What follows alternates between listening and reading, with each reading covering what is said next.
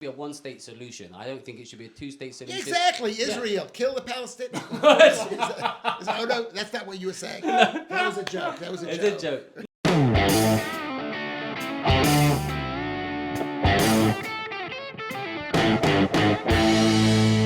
And welcome to yet another episode of the Three Speech Podcast. I'm a mad lad at Jihad, joined as ever by Mr. Controlled Opposition, formerly Mr. Hate Speech. It's Leo cares. Zip zap. Get boosted. Get vaxxed. I'm on my 12th booster. I feel great. And today we're joined from New York's finest cancelled carnivore comedian, none other than GB News headliner extraordinaire. It's Mr. Louis Schaffer. Yay. I'm not controlled opposition. I'm uncontrolled.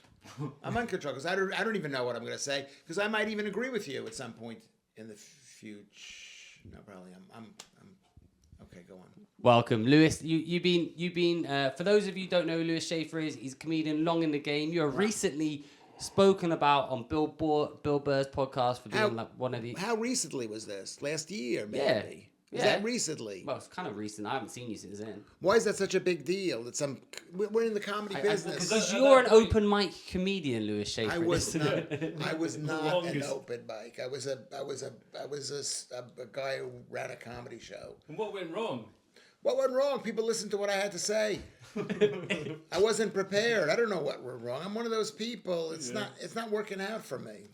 We were just talking before. I think the first time I ever I don't know if I met you, but there was a show in the Beehive. Was it the Beehive, or the Bunker, or something in Edinburgh? And no, it was in the Seven Sisters. It could have been the Seven Sisters. The Three Sisters. Three Sisters. Right. Yeah, and so people were leaving because they were saying you were racist, and you'd had a drink from a black man's drink, and you were saying, "How can I be racist? I could have got AIDS." No. But I don't know. I think for a comedian, he was laughing. I mean, it is funny. With a sense of humor was laughing because you were obviously subverting the thing of was the black racist. man laughing? Yeah. I said, some people. He offered me a drink. He must have thought I was all right. He offered me a drink. I took a drink out of his beer. Yeah. And then I said, I can't be racist. I could have gotten African monkey pox or something. When you say it like that, it does sound a bit racist.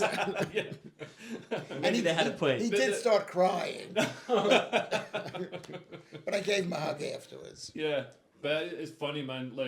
People should Google who they're going to see before they go and see them. No. To people to get offended and walk out of the Louis Schaffer show. Do you want only people who have read about you to see you? You want anybody who walks in. No, that's a fair point. I just want to sell tickets. I just want people to buy a ticket and give me money. And usually when people walk out, they don't get their money back, right? So you've gotten their money. If anything, it's better because it makes the rest of the show easier because there's fewer people to entertain. It is easier to perform when people know you and they like you in advance and they've heard about you. But it's also disappointing because if they say, I'm going to see this guy because he's really offensive and they weren't offended, then... But are you actually an offensive comedian? I wouldn't classify you as an offensive.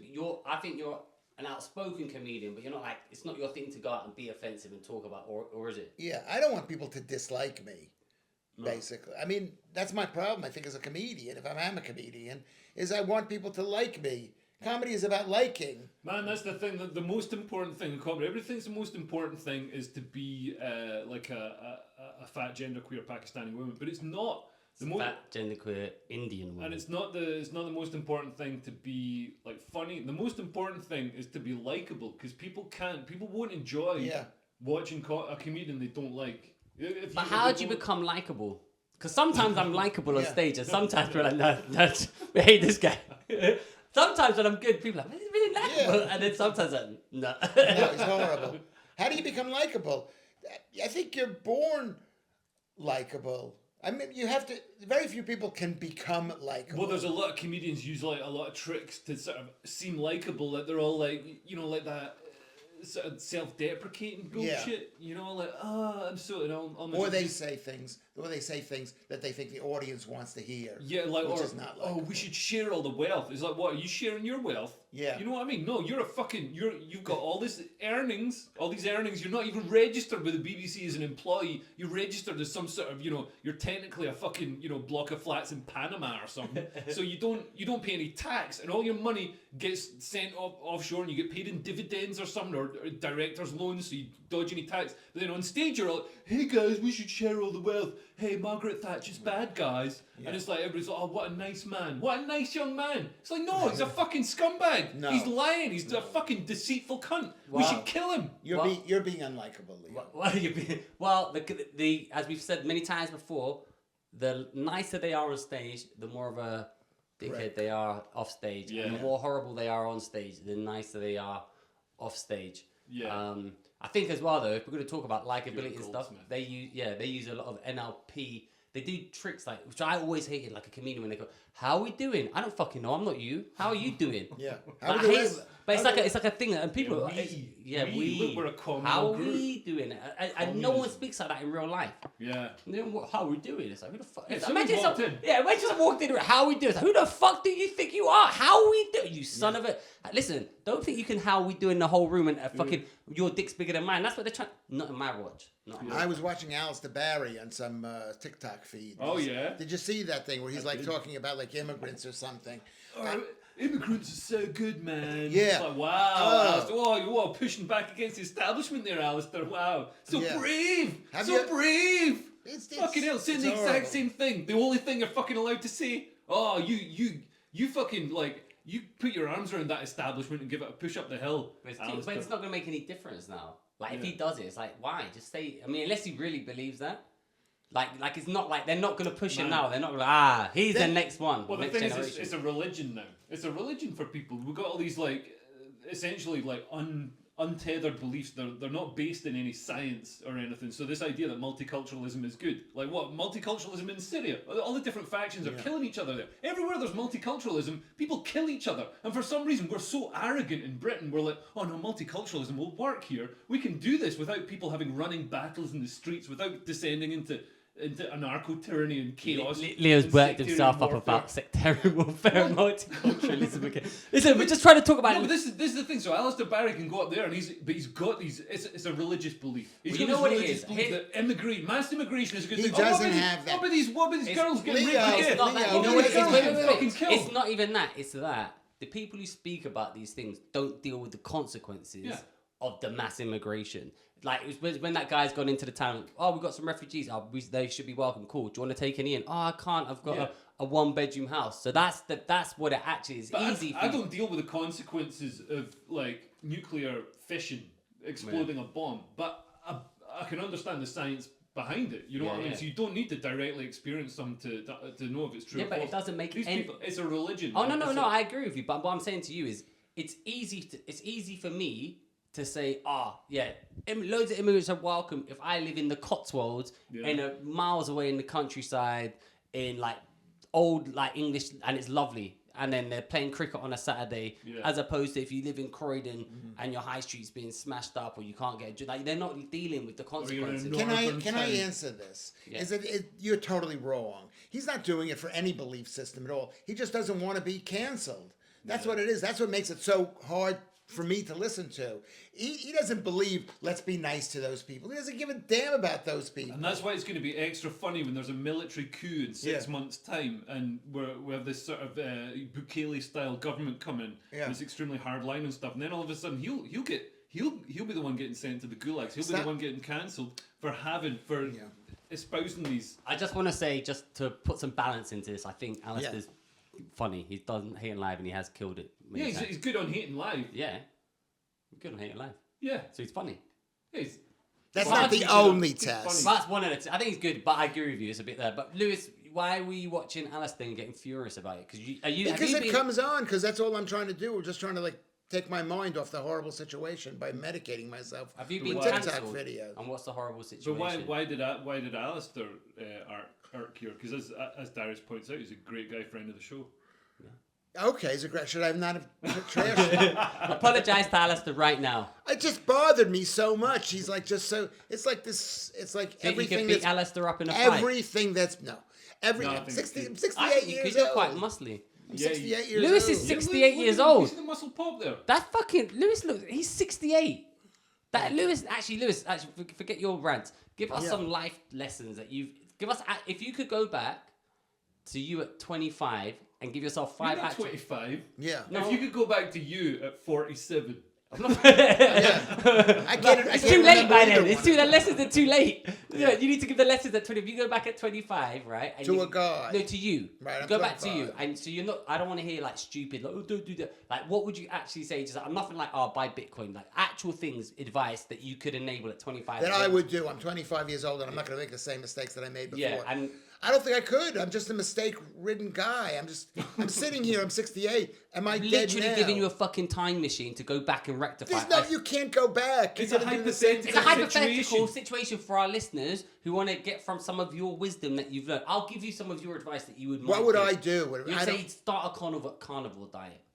Would you not say that? I would. Yeah, I would do There you go. that. So it's along those lines. Okay, so I would be on my diet that I am now. Tell everyone Had about you- your diet. Had you started comedy then? No, I had not started comedy. What yet. age did you start I was comedy? 36 years old Wow, when I that's started quite comedy. late. I Wow, was that's really quite late. back then. Nowadays, like a 90-year-old starting comedy. Yeah. But so I was really old. I was considered the oldest person that I knew who had just started Are comedy. you're from New York, I'm from New York, yeah. so you lived in New York all the time. Why at 36 did you suddenly? What midlife Because, crisis brought because that I mean, there's only so many years you can collect unemployment insurance before And you need it. so what were you doing before you did comedy? I wasn't working. It was like 1993. You weren't working at all.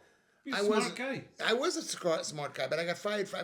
I was Nah. fired from like 8. I could look jobs at in a Lewis. row. I'll tell you, Lewis. Right, he would walk in and you think this is the shit, man. He's got it. He's fucking got Yeah. it. Look at, he looks great. He got the hair. Yeah. He's got a nice suit. He's got the Brooks but- Brothers suits. But then Yeah. within about Looks 2 like months, Jeffrey Epstein. within about 2 months, just like wait a minute, Yeah. what's That- going on? Is that? Not even wait a minute. You'd say, "Would you do something, Louis Schaffer? Would you do something? Like you have a job. I should work." And no, I was like just causing trouble everywhere I went. I was filled with bitterness and hostility. So I would maybe be less bitter, and I'd be me, younger. But you can't. What was your job then before, like? 93. I was like selling advertising space. I was selling advertising space. Were you rich? Not at all. No, I made $100,000 one year. That's quite Wow, a lot. that's One good. year. That That was was only one 93, year. That's a lot. Yeah. That was 30 years ago. Did you get loads of women? Not really, no, because I'd lost my drive back then. I mean, I had drive. I was interested in women, but I didn't have the. I wasn't forceful. Is that wrong to say? No, I wasn't. I wasn't like. You weren't trying. I lost my mojo really, and I went to a psychiatrist. I was at a psychiatrist at the time because that's what New Yorkers did back in the day. Yeah. At the Payne Whitney Clinic. I don't even know if it's still. It was only cost $10. Right. to For go a to the session. for a And session. he had $100,000. No, at that And point, with no no. tax. Like literally probably paid 12% tax. You know No, what I mean? was just coming out of bankruptcy. Why Are you why still did you go bankrupt? I went bankrupt because I didn't make any money, and I wanted to live in Manhattan. I had a flat about this size in a central location in a townhouse, and I just thought I was like loaded, but I wasn't loaded. So I borrowed. I had I'm not going to discuss my financial business with. Well, these it's your financial business from 50 years ago, so. Yeah, it is. It is. So I no. So I think the fact that you're on this podcast yeah. it means that you weren't exactly a success. Success. But everyone said to me, I 50 think years you ago. got it right, Darius. They said to me, wow, you're amazing. You look amazing. Yeah. And I looked at, because I'm a New York Jew. It's like Yeah. yibbity with the money. Although you look better now than when, because I seen when I moved into Andy Zapp's flat, Right. there was a signed photo of you in the bathroom. Yeah. But so it was you in a suit, like doing your stand-up comedy, Yeah. headshot or whatever. And you look, because you're fat then, I wasn't that fat. I was a little fat. I'd say you're quite fat. Darius would have been disgusted if he saw. I mean, Yeah, but he's slim and beautiful, and you don't even know you're fat. So you can't judge that. Do you Darius know always that? tells me. Leo's only fat on his stomach. That's because he's got He's got type 2. He's not got visceral. Male body fat distribution. He's got not Whereas you've visceral. got It's female adipose body fat. He's what is it? It's adipose fat. He's got adipose fat. What's No, that? it's Is the that other way good or bad? around. That's the bad fat. Adipose fat. Well, you've got fat in was your the no, bad you've fat. got the fat in your liver or something that's gonna kill you. Yeah, you're I thought fat. visceral fat was bad. Now you tell me adipose fat is bad. Either way, you're fat. I I think don't fucking. I visceral- can't help you. I think What's visceral this? fat. This is just That's belly fat. As it, so This- if you lose Doesn't that, it it just doesn't like- because your belly sticks out like that. Yeah, that's partly just my posture. body shape. No, Yeah. it's not. It is my body shape. I've got a strange body Yeah. shape. And probably- so did my what's his kyphosis. name? Lizzie. What's her name? What's her name? Lizzie. The Lizzo. Lizzo. Yeah. That's a She's funny not fat. She's got a bit. Well, why are you taking Ozempic? Is she taking us in? I think she is. She's lost a lot of weight. A lot of this. She has. I think she has. Got skinny, and it's like fat positivity was only a thing until Ozempic came into Yeah, business. yeah. Suddenly, like, nope, so long, fatties. And also, a Yeah. lot of the fat activists died. A lot of the body positive influencers and stuff. Because then they got trapped. Like they might have been like, in the real world, they might have been like after a year, they'd be like, nah, I should really lose some weight. Yeah. Because they've got like hundreds of thousands of followers, they've got all these people blowing smoke up their arse, and it's a big arse. Yeah. They they didn't think. Number one, they didn't think, oh, I should lose weight because everybody's telling them they're great. Number two, they're making money off being a big fat fuck. Yeah, it's probably their gimmick. Can't suddenly Yeah. go skinny, then what's your gimmick? It's like you're a no one. Yeah. It's And like, then well, they it's like you have lost your heels now. You don't have anyone now that Trump's won. You don't really have a thing, so it makes it difficult. But Oh, man, at least that was put anytime- upon you though. That would be by choice to go skinny and then lose it. Yeah. But anytime I slag off Trump, people I lose thousands of followers and everybody hates me. Do you want to read some of the comments what they said last It's week's very episode? similar to Hitler. If you did like one Are thing you about recording this? I'm wary of the fact. Oh, wait, I am recording. It's recording. Is it, it's recording. It's recording. Okay. I think it's I believe recording. you. They I said believe you. apparently the audio was awful last week. Oh, it's but- going to be worse this week. It's going to be terrible. And I'd be amazed if any of these cameras are on. I don't understand. We are using literally thousands of pounds worth of equipment, and we get less better. I should just use a phone. How do you reply to this comment, Leo? Someone said the following: Leo's gone full on bipolar Bob. Screw the people who work in it. This is just so you know, I'll give you a name so you can slag them off personally, which we like to do here to our fans. Norfolk and Chance 886 has said the following. He said, screw the people who work in American manufacturing because I lost a few quid. Then defense of the middle class because they're the ones that pay your wages. Then screw them again because they're going to get shafted by AI. Go and get a job in something real. I work in construction and it's dead right now. Despite the building sites you see, plus you really think soft-handed middle-class people are going to come and lay 70-kilogram curbstones. Good luck with that. Plus, your hair transplant looks like shit and your body fat... Wow! Don't start fucking crying, you fucking Norfolk and Chance 886, like fucking hell. He didn't say that. He said... Is that real? Mine's That's a real. lecturer. He goes, I got my tiny violin out because your stocks came down. Oh, my We- wife's a lecturer and she's worried about the lack of foreign students coming now. I've got practical skills and can build a house out of scrap. Yeah, I bet you build a house out of fucking scrap, you stig of the dump cunt. Listen, these motherfuckers. I just want to say, Norfolk Chance, thanks for subscribing to the Patreon. Did you subscribe to the Patreon? I don't know. Listen, your fucking boyfriend, Donald Trump, you can rim his fucking ass all you want. He's screwing, the idea that, somehow, we're going to bring everything back to the 1970s when there's a lot less wealth in the world anyway. The manufacturing jobs aren't coming back. They've got, productivity, automation is taking them away. And it's not a bad thing. People are like, oh, there's more inequality in the world. Inequality's good. It means you can be better than other people. It means I can be better than this fucking cunt. So inequality is something to be celebrated. You've riled Leo up. What do you think of Donald Trump as an American? Thank you for paying attention to me. Did you vote? I'm your guest. Shut up, Lewis. Did you vote? I didn't vote. I forgot to vote. Can you vote in America? Are you still voted- an American citizen? I am still an American citizen, I hope. I voted 3 times in my lifetime. I voted for Jimmy Carter. Right, yeah. Good choice. Bad. And then I voted for Ron Paul. Oh yeah. who is Rand Paul's dad, Libertarian. and I voted for Rudolph Giuliani in New York. Right. To be mayor. Nice. Yeah, The clean windows policy or whatever he did. the broken Broken windows policy. That makes more sense. Which I was part of the team who implemented it in London. And did it work?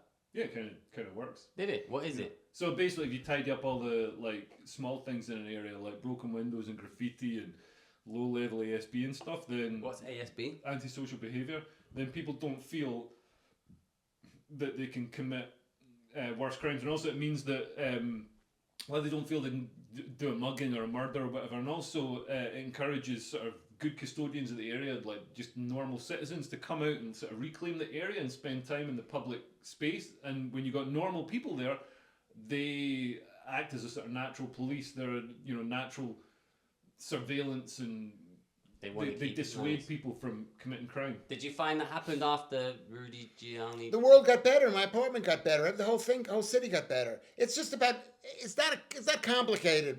It's just basically enforcing the law. When you enforce the law, you got to enforce all the laws. If you just say we're not going to enforce these laws, then. So why did you move from New York? Lewis is our guest. We should talk to him. Yes, exactly. All right. Don't sit there moody. You don't say shut up to your guest. I'm not saying shut up, Lewis. Like anyway, the point is, Lewis. Yeah. So you started comedy at 36. 36. You looked fantastic at the time. How long were you doing comedy in New York? I was doing comedy in New York about 7 years. And who were your contemporaries at the time? Everybody, you name it. Well, Patrice O'Neill. Yeah, good.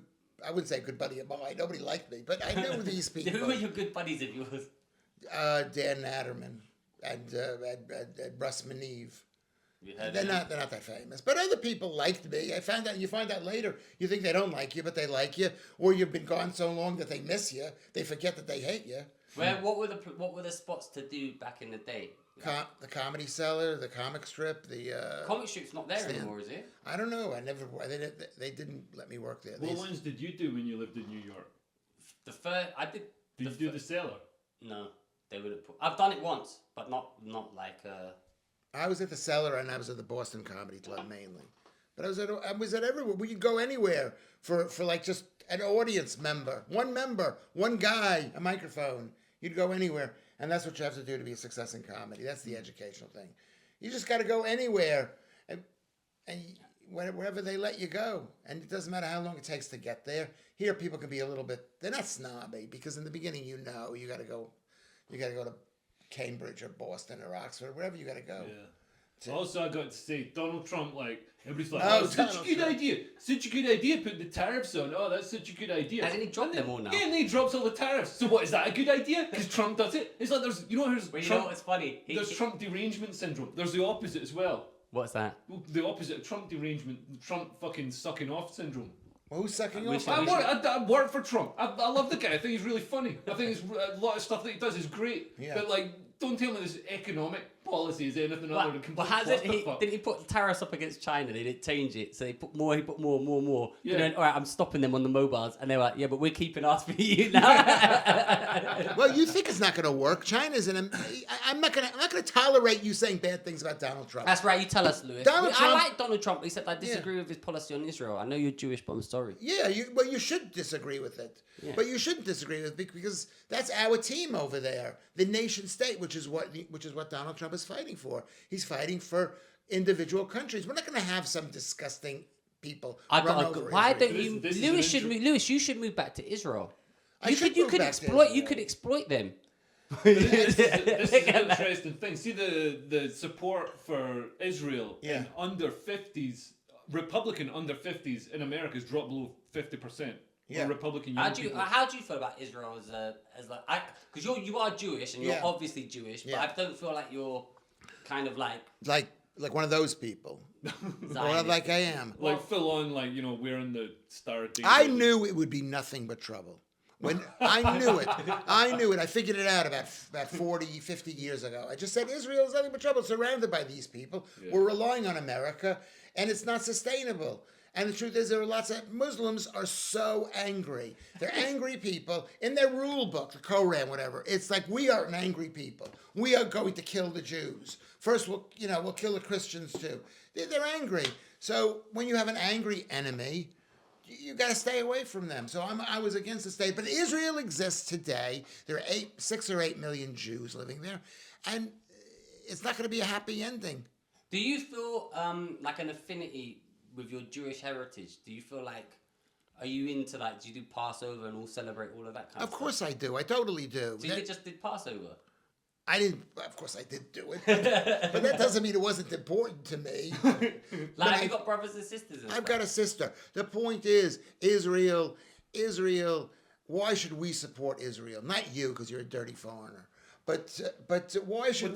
This is an important thing, because I think, over the last, however long since, 70 years since Israel was, in its current state was created, the West has totally supported Israel. Because it's like a bastion of democracy. There's so many, Jews in America who, make sure America supports. Because they did a horrible thing to the Jews. They felt guilty about it. Yeah, and Europe, that's the sort of... Yeah. That's, And maybe it was a mistake. But now that's changing. You can see with the young people, they're all like... Because young people are idiots. Oh, they're idiots. They're idiots. But they're also... They're hating themselves. Half of all young people hate themselves. But it's changing on the right as well. Like because the they're Republicans young in America, and they're idiots. But it's changing like across all demographics, and also there's the mass importation of like Muslims into the West. Yeah. Into Europe anyway, and obviously they're not mad fans of Israel a lot of times. Yeah. So I mean, I don't know, man. I think it's really going to present an existential threat to Israel's existence. Oh, you don't think?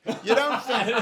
Well, what the hell have we been discussing? It is an existential threat. I'm not, Okay, but are you? Did I call you a dirty foreigner? it's fine. It's fine. That's like the least. That's all. At this point, that's like a compliment. This guy not even born here. Well, I don't know. I know clean foreigners and dirty foreigners.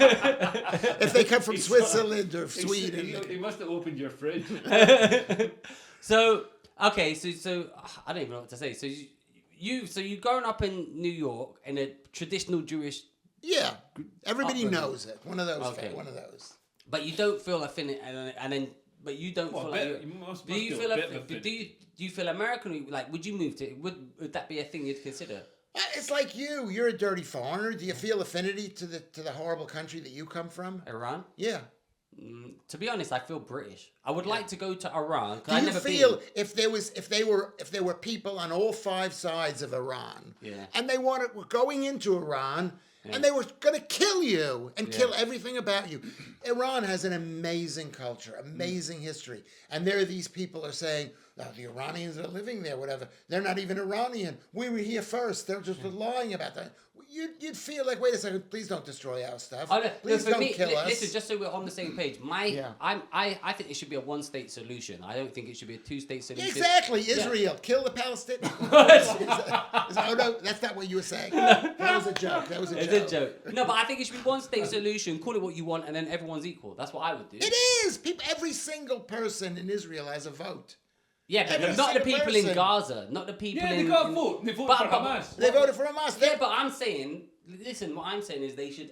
If you're going to annex Gaza... You think you can have no borders? Hold on. I'm saying this. If you're going to annex Gaza, is just take over and fucking do one super state. Yeah, but then all the people... This is why... Because Israel, after the... What was it? 60 War or something? They had Sinai. They'd taken control of Sinai. Yeah. But they gave it back because they're like, well, we're going to... but that's Egypt. We're going to have to take all those people into Israel. And that's going to completely, change the voting system and change our culture forever. Yeah.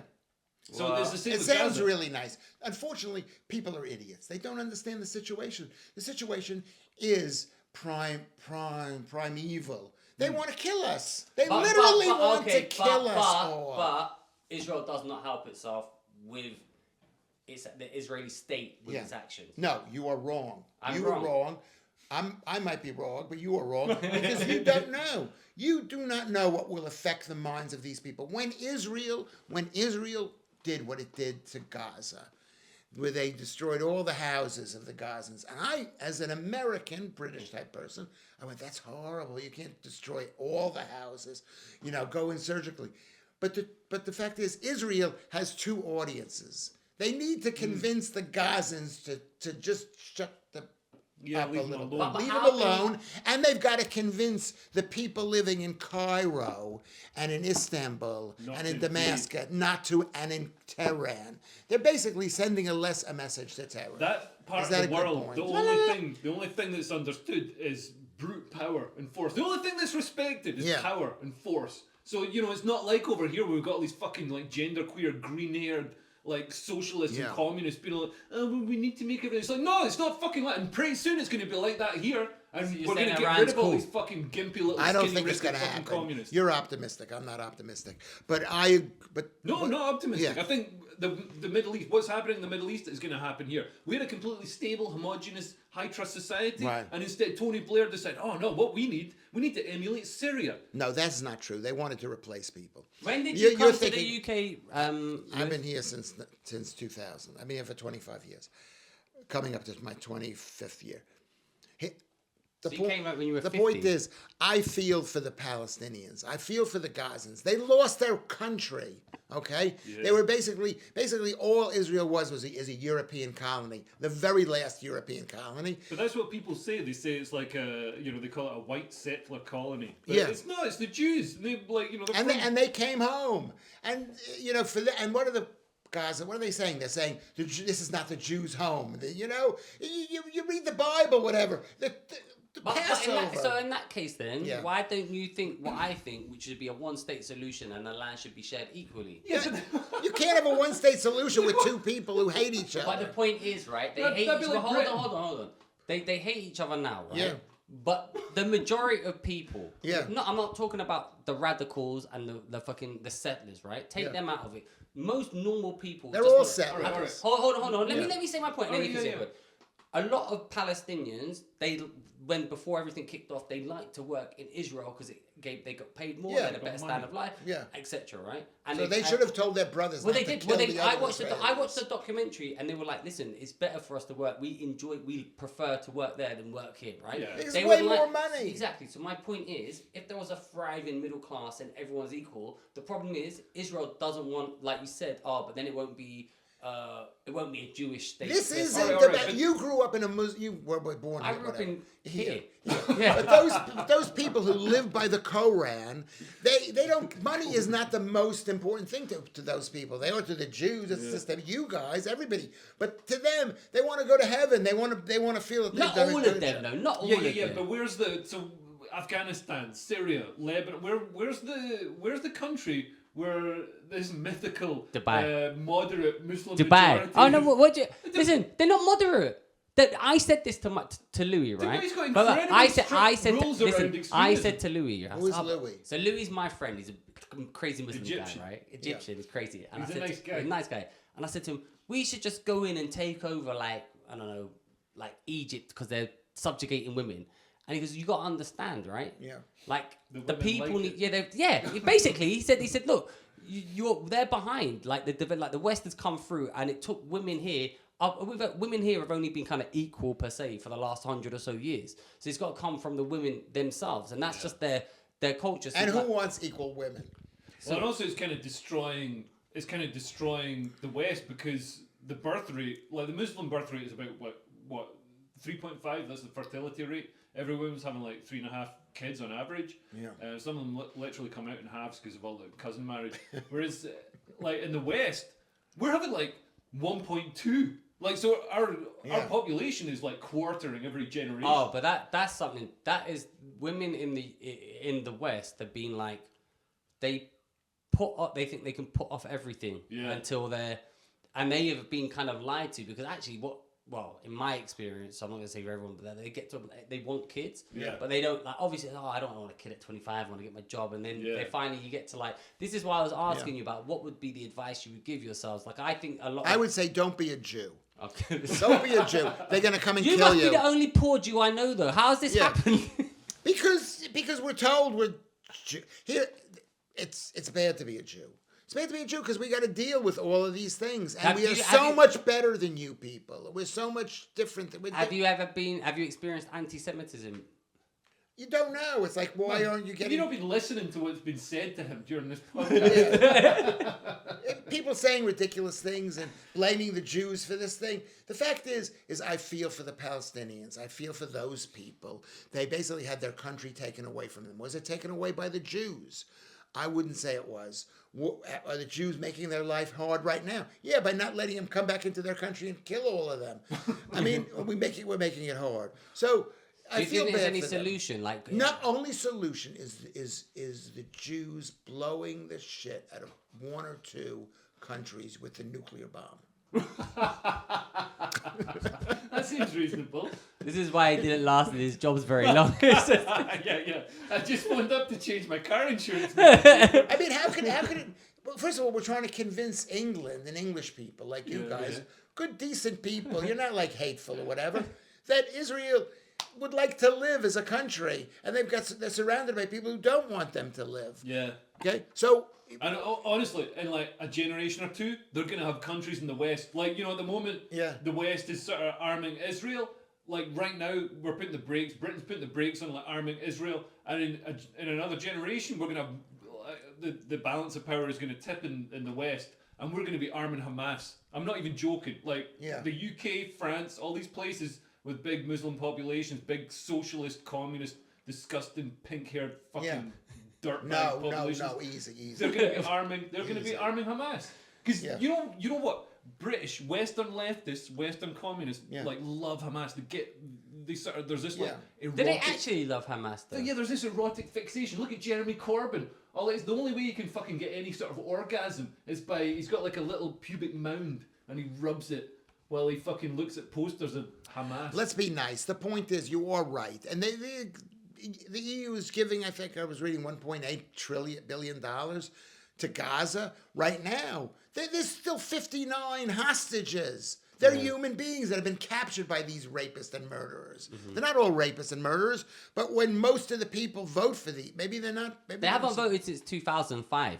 They haven't, but you don't see very many demonstrations. And I mean, but I think they get killed. Yeah, they get killed. I mean, that's the thing. It's easy to they've allowed them, but it's like, man, they will actually kill. Like they're as much Palestinians are much under Hamas as they are. I'd like to see the Islamic theocracy that's got all these moderates and got. No, there's no moderates. It's not a moderate religion. Sort of pluralist Listen, society. that's not the point. It's not a moderate religion. It's not a democracy. That's not the point. The point is Israel's action. Like whether or not Islam as a religion is fucking whatever you think is an angry religion, it's a danger, whatever you believe it to be, doesn't mean that the Palestinians don't deserve their right and their opportunity to live and survive.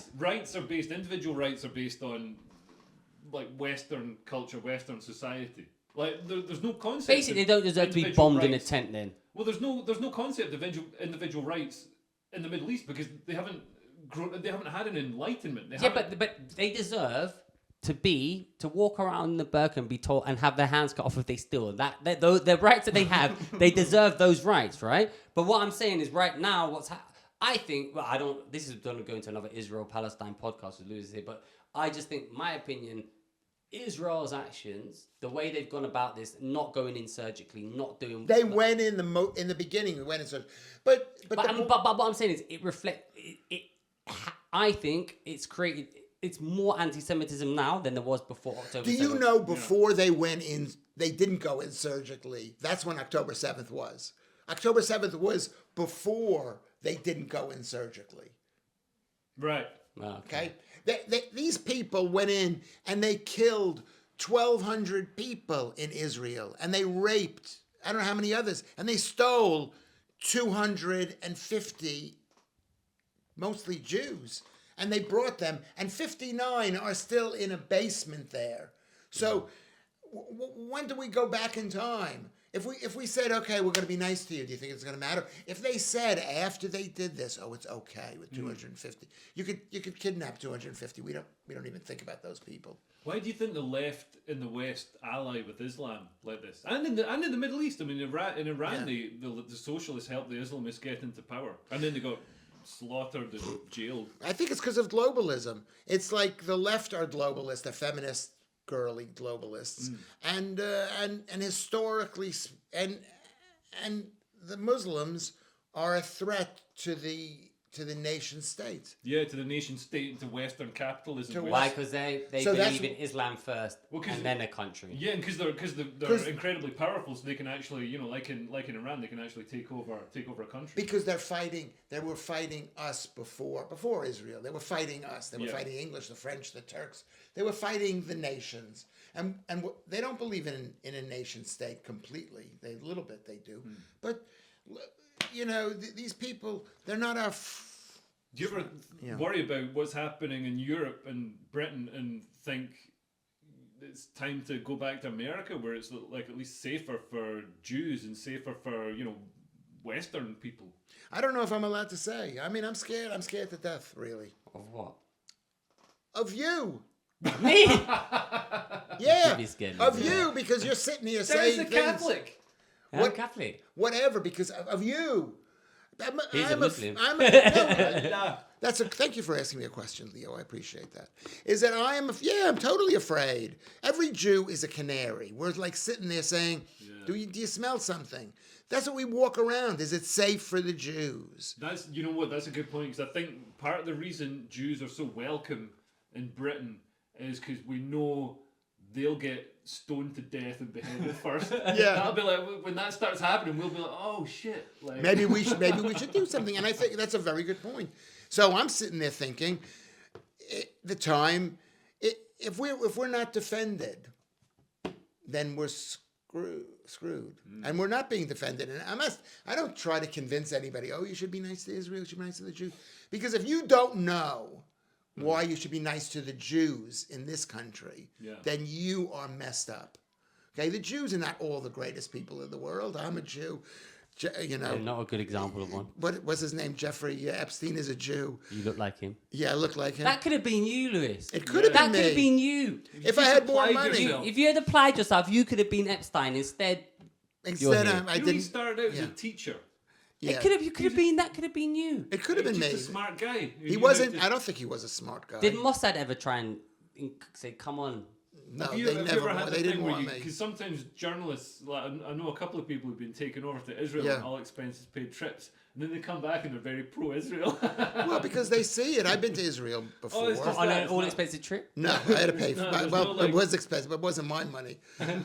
Yeah, and I remember my Yeah, it's not every trip and all expenses paid. Because My you ra- always pay for your expenses. rabbi I've said never to me, come away from a trip being like, oh shit, I didn't pay for that. For those nuts. because you're not a girl. Now you know what it's like to be a girl. My rabbi said, he said, I know a boy named Schaffer Lewis. I sure wish he weren't Jewish. That's what my rabbi said this. Because he didn't want to have to teach you. No, he didn't. He just thought it was a bad representation of being a Jew. So what is the point you're But making? you seem very, like, that seems unfair, because, like, you seem very, like, classically Jewish, if you know what I mean. American Jewish. Yeah, but remember, I grew up in a city that has like 1 million Jews. And the Right. town that I grew up in was When mostly did you grow up in, Jew. like the 70s? Or I was born in 1957. I'm very old. So like when you were in your like 70s was your like coming. What was New York like in the 70s? There were no buildings. Really? It was all farms. No. He's lying. Lying. I'm lying. We're lying. No, it was like it is. It was like it's always been New York, but it wasn't. When I was growing. Well, what do you mean? What it was like? It Well, was, I mean, what was the question? Didn't sound that Yeah. complicated. Yeah, fuck me, Lewis. no, but I'm trying No wonder to think Mossad what it thought you was the like. next step. There were tall buildings. They were building buildings. They were. Was it there safer to walk crime. down? Yeah, did you Dangerous? ride a- Was it more lively? Like when I went back to New York, I Yeah. felt it was really sanitized and it had lost its edge. There was less going on. When I was there in the 90s, interesting. it was like, it was kind of wild. And it was a Yeah. lot like, you know, the sort of like, you go in a shop and the guy's shouting, the guy behind the counter shouting at you. Yeah. So what the Yeah. fuck? It's like, you shouting at everybody coming in the shop. It's like, yeah, it's like, you know, and they apply the sales tax or whatever, and then like, you don't realise because you're from Britain where the price on the And so sticker you is what complained pay. about the sales tax. They No, I yelled was at just you. like, I didn't have the money, so like, the guy's shouting at me, and I wanted to buy an Atari Lynx. That's how far long Wow, this was. you're rich. No, I mean, I'd saved up. I did all this grouse beating and saved up all that. I got paid £12 a day to do grouse beating, and then took all that. We went on a family holiday to £12 a day. £12 a day, yeah. But we also got a packed lunch. What is grouse beating? So you walk across the moor in a line, and you wave a big flag, and you drive the grouse towards the guns. They're and then- stupid, those birds, aren't they? I mean, they're birds. But I mean, I always see them dead on the. They always get run over and stuff. That might be pheasant. But pheasants are probably dumber. Grouse are essentially a wild bird. You can't. That's for rich people. You can't intensively. So they stand on their butts and they shoot the grouse as they come. And over. you've just got a new gun. I just got a new gun. Yeah. .22. You were considering It's not bringing. 2.2. You were considering. I thought you said it was a 2.2. No, it's not a fucking 2.2. What is it? It's 50 cal. It's fucking massive. It's for shooting tigers. Leo's got a tiger gun. He was was going to bring it to the podcast, but he didn't want to create an armed incident Well, it's funny, in London. when I picked it up from the guy who's been restoring it, it was one of my dad's mates. Basically, my dad bought these bits on was it Chelsea Road or something 50 years ago? Not the whole gun, the action and the trigger guard and I think maybe the barrel. It's got this amazing Damascus steel barrel all swirled together. But cause it's 250 years old, as I told. So this guy was restoring it and got it all restored, and it took ages and stuff. And then he's like, "Do you want something to put it?" Because he's like, "Give me this gun," but I'm like, "I can't carry a gun into my flat." You know what I mean? The neighbours will phone the police. And he's like, "Do you want something to put it in?" And I'm like, "Oh yeah, that'd be brilliant." Thing he's gonna give me a box or something. He gives him this gun bag. That just looks like a gun. You know, it's this obviously there's a gun in it. It's the right shape for a gun. It's obviously designed for carrying guns. But would it be against the law for you to take it on the subway, your gun? I don't think it'd be against the law, but I think I'd get in trouble. It's an antique. What are the rules for having a gun? Basically, if it's an antique, so this is like a muzzle loader. It's it looks like something from Pirates of the Caribbean. It's 250 years old. You're not gonna never mind. Somebody breaks into the house, you're gonna have to get your gunpowder, your wadding, and your musket ball. You know what I mean? But what? So you can just have a gun? What? You can have guns in England now? Well, if it's I used to have a shotgun license, so that was for shotguns you can actually fire. Suck my balls, like and subscribe. Bye.